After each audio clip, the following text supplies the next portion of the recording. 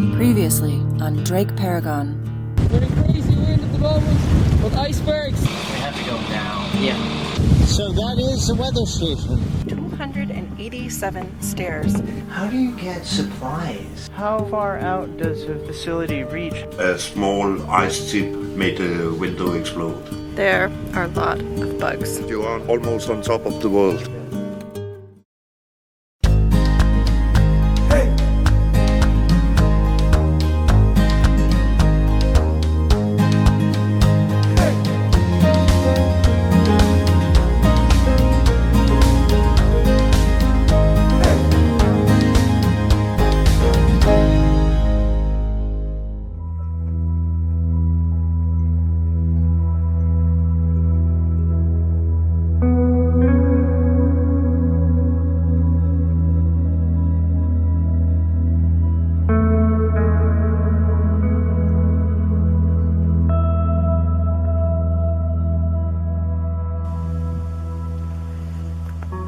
So that's just an iceberg. I think it's just calved. So you can see all the trail of ice that it has running downwind of it. So we're up here on the top of the weather station.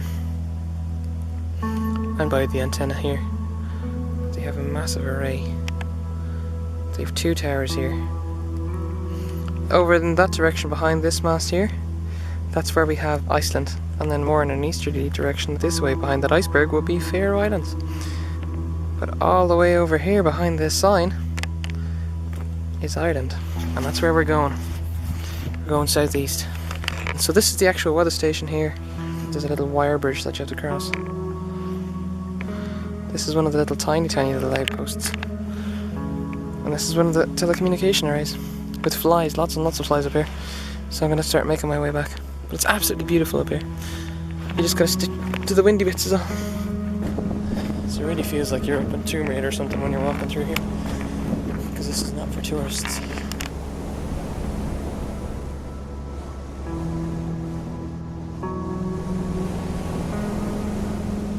So that's kind of where they all eat and hang out.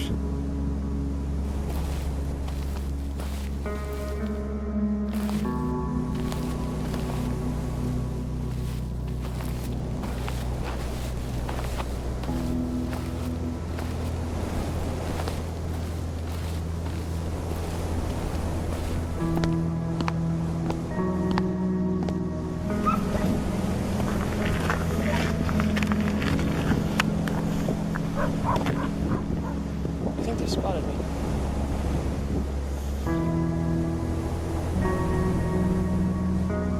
Hello, good dog. Hello. Good dog.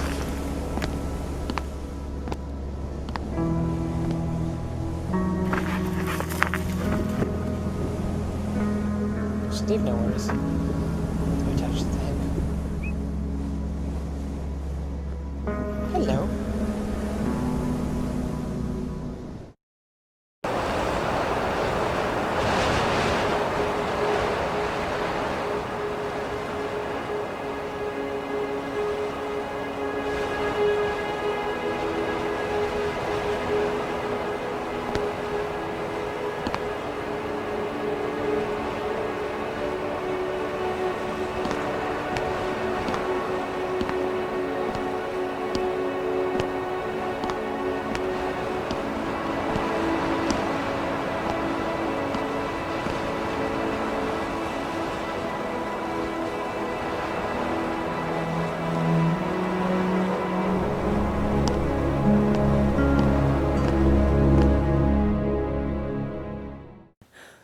It's amazing that they live outdoors, even in the cold.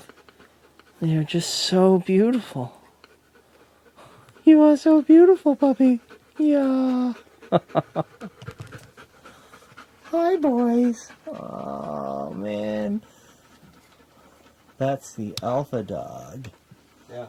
I think he's my favorite. He has a very unique face. I think good for the station. Yes, look at you. I think so. Ah, look at those teeth. Look Huh? at those teeth. He's I a don't think ferocious so. dog. You are too cute. You crazy dog.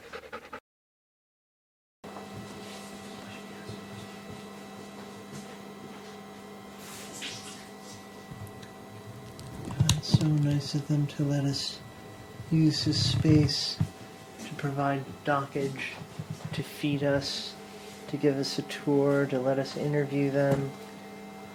It's great. I love the weather station. Thursday, yeah, Thursday. You're like there by then. And what's nice is you still Nice have that high. high pressure sitting off Ireland.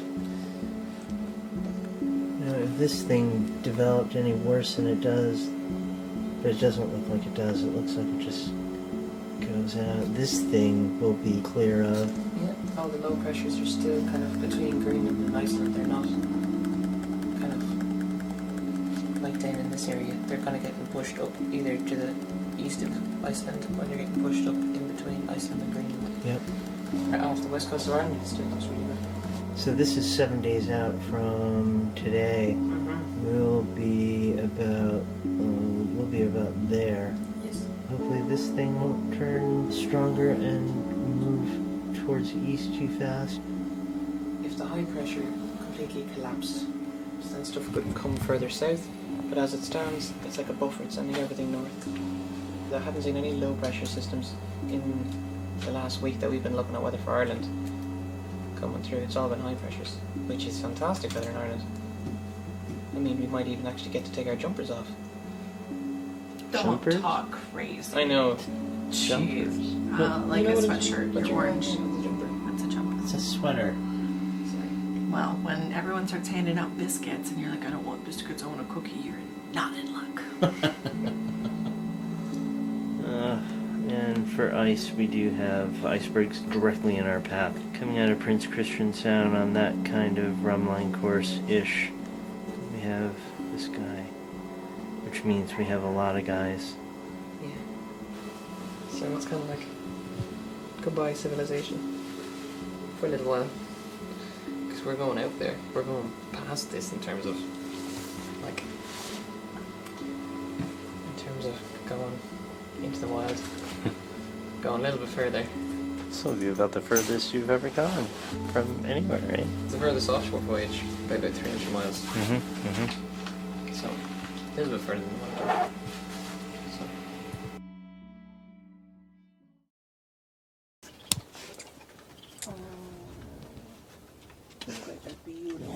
Hello, buddy. Yes.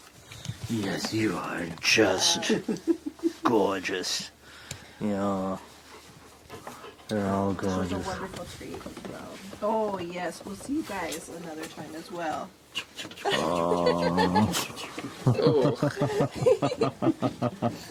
All right. All right, let's go sail to Ireland.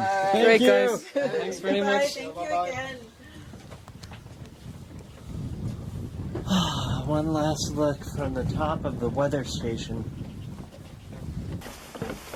Okay. Try to maximize our speed across the Atlantic, especially because of the time of year. I mean, not opposed to running the engine if we're going too slow. Same kind of as before, really. Like, if it gets below 4, or if it gets below 5, then Yep. turn on that engine. Yeah, even 5. Yeah, below 5. Wow. This is it. This is the last jump across. We shouldn't have any problem getting out of here in the morning. Just back it up. So as you can see, there are a lot of stairs. Again, I think he said 287 stairs to get to the buildings at the top of the hill. And then there are even more stairs to get up to the top where many of the instruments are. So I can imagine you'd get in pretty good shape if you had to climb up and down these stairs all the time. It's kind of nice to to get off the boat though and have so much exercise and climbing around and scrambling, because for the next 10, 15 or more days we're just going to be on the boat. The most stairs I'll climb are the 4 or so steps in Paragon's companionway. I have 2 ear patches and 1 slightly used one. We thought we were going to leave like a day or so ago, and so I put on the ear patch 12 hours ahead of time though we ended up not leaving. So I took it off and I put it in some wax paper, hoping to preserve it with a little bit of plastic wrap on the side where the medicine is. So I'm hoping that will still be okay, but I'm going to use the fresh one I'm going to put on tonight before I go to bed. So they'll all be in there. And then I have one, Caroline from the Swedish boat, she had one extra. So I gave her a clean canteen and some books. Then I'll use the used one. And then hopefully we'll be there. So that'll be nice. Last night in the little harbor here. 10 films with me, and I've watched one of them. I really think we should watch The Thing. It's I really don't think, Mo. I don't think, no, this is not the place to watch for you. Why? Because it's about a weather station in the Arctic. They dig up something in the ice and it's like a spaceship. And they're like, oh my god, what is this thing? And then, I don't need to watch it. You're telling me the whole thing. yeah, well, does it sound... It's scary. They've got more people at this weather station. They've got like 12 people. And like Maybe they did have 12 here and they've only got 5 left. The alien, he attacks a person and then becomes that person and looks and talks like that person. How convenient. He's really in the alien. And so the whole thing's about them trying to figure out who's the alien and kill him. Love how much joy this seems to bring you. And sometimes the alien who looks and sounds and talks like the person he's impersonating, every once in a while when he wants to kill somebody, he changes from the person he's impersonating to this monster creature that goes and eats your head. I think we should watch the original, because I think the original will be better. Which we don't have, yeah. Oh, we don't have it? Oh, if we had the new one. That one's a bit... We can watch The Thing.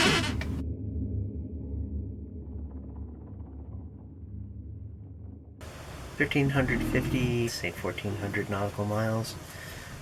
At 100 miles a day on the rum line, we should be able to stay on the rum line. That's 14 days. But the more likely scenario is that we will do more than 100 nautical miles per day, average more than 100 nautical miles per day, and so the trip will take less days. Maybe we'll do it in 10 instead of 14. We will be sailing in September when the autumn gales and storms are more prevalent. I would like to maximize speed, and so I have no hesitation to run the engine if it gives us more speed. I mean, an extra half a knot or not, no, but if we can get an additional 2 knots, then I would do it, even, days on end. We have like 20 extra gallons of oil, so we have enough for oil changes at sea, and we have all the filters and spares and belts, and we have 215 gallons of diesel. We have an issue with our hydraulic autopilot. It seems to somehow get overpowered by difficult steering situations. When the wind really pipes up, then we get a rudder drive failure. So the hydraulic autopilot, I don't think we'll use it at all. The wheel-mounted autopilot, we have spares for. We have extra belts, extra shear pins. The belt that I have on there did snap before, but that was after thousands of miles of steering, and the belt that I have on there now has just a few hundred hours on it, so I don't think the belt will fail. But if it does, we have a spare. We also have spare shear pins, so if that thing breaks, one of us will hand steer while the other person fixes it, or you'll hand steer while I fix it, or we'll just hove to and I'll fix it. And if anything happens to me, the shear pins and belt and all the other spares that we have on the boat are in the spares locker, which is under the pilot berth. In the logbook, there's a page with a list of every single spare that's in there. Should I not be able to do it for whatever reason and you have to, then that's in the book there. And Mo helped me write all that out, so she's familiar with it. Also, I don't think it's ideal weather, but I don't know if anything better is going to come into the forecast. I think we'll have a hell of a lot of wind for maybe the majority of the sail, and it will be demanding, so when you're off watch, you're sleeping. And we have lots of coffee, and we'll I hope it's a great sail. I want to try out those fishing lures that I just got, and maybe get something huge. In which case I'd put it on a halyard and raise it up with a winch. Because the lures that we got are like enormous. Let's see. Any other concerns or thoughts? I think tomorrow is probably the best option that we've seen. So I think we're going to have some hard days. I mean, up at this neck of the woods at this time, it is just this windy, like, so I think going tomorrow morning I think is a good thing, because we do have a gap to get out to the ice, and then once we're out to the ice, I think we'll have a bit of a rough passage to start, but I think we're going into it with the right attitude, that we're going to push hard for the first couple of days, and then once we get further south, we're getting away from the Greenland coast, then I think it's better, because then we're away from the higher frequency of bigger winds. We're getting down towards Ireland, then we're with the high pressure sitting there, we're getting to a less probability, because like the weather seems okay in Ireland at the moment. I mean, there's no big weather systems going through there, it's all at this area, so we just have to push through this hard bit, and then we're into much better area of sailing. So it's not great having to leave tomorrow, but I think there will probably be bigger stuff coming, and maybe smaller gaps to get through it, so we would maybe have a higher chance of spending more time in worse wind than what we have now. Fingers crossed. What will be absolutely brilliant is if the heavier weather that was predicted didn't gain. I mean, if we got 25 knots instead of 30, it'd be just lovely. I'll wear my lucky boxers. I think it'd be a bit of a rougher passage than what we've had, but the earlier we're getting further south, the better. That's pretty much my way of thinking of it. I'd rather get upbeat a little bit now, more certain, than maybe get beaten up a lot later. I just really hope we don't get hit by a storm, a bad storm. I do feel good about the fact that the boat is more equipped and more prepared to handle a storm should we encounter one than it has ever been in the past, partly because I now have more experience in storms.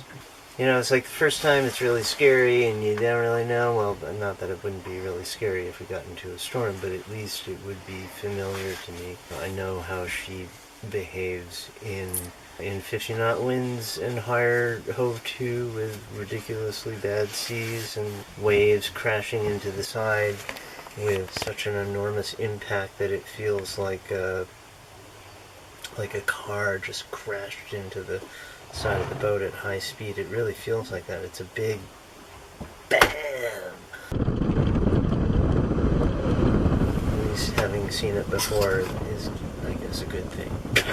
Let's really hope that doesn't happen. But yeah, the rigging is brand new, you know? When I was in storms before, the rigging was questionable age and strength, but now it's all brand new and triple checked, and the mast is totally inspected. The furlers are new. And now we have this Jordan Series drogue, which I didn't have before. She and I are both better prepared for the worst. Weather doesn't look that bad, you know? The first big storms that I got stuck in, I think that may have happened because I didn't know how to read weather at all, you know, and I took off anyway. But I feel that I've got a good grasp on what we've seen there on the wind chart. And there's nothing in the 40 to 50 knot range that it looks like we're gonna get wrapped up in. And there's some bad stuff around us, but that's also not in the 40 to 50 knot range. It's in the 35 to 40, which is hove to strength for us, especially if we're not running with it, but it's not worse than that. Yeah. I'm looking forward to getting to Ireland.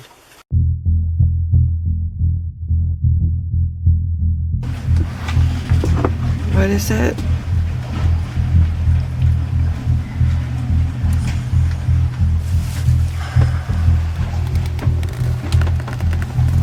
So it's 12 UTC, that's 10 o'clock local, that's right now. We've got this area here of at least 30 to 35. That includes the current location. The area goes like that. 30 to 35 and just less than 100 nautical miles out, there's some 35 to 40.